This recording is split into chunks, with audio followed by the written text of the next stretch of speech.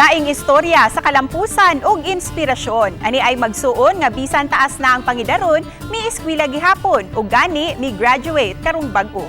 Ani ang report ni Nico Sereno.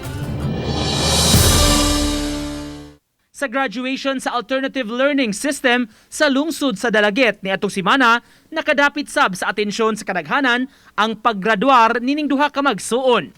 Taas na gyutuod ang pangidaron, maong daghan ang mibilib sa ilang gipakita. Sa edad nga 70, migraduar sa junior high school si Teofila Martinez Zozobrado. Ingon man ang iyang 56 anyos nga manghod nga si Helen Martinez Purgatorio. Kay pangandoy man namo nga mo eskwela kani adto ding wa may kagasto ding na may ALS di. Kon higayon na namo po eskwela. Aron pod ko makabalo nga sa mga module sa mga apo na pod ko yapo nga tulo ka boxer ding namatay namang inahan. Ako na lang karon mo tabang pag module.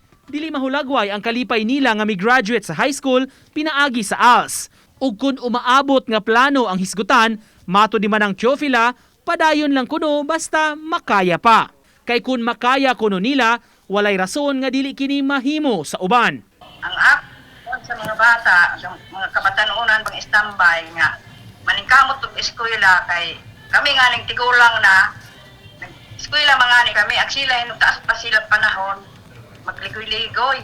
Kinahanglan nga ma-eskwela aron mahayag ang ilang tugma.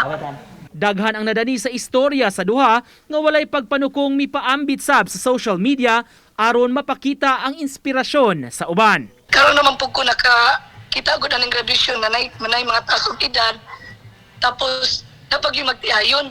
So naka-interest ko ba na ako sila i-feature sa page po nako. Uban ni Godfrey Relien, Nico Sereno, Balitang Bisdak.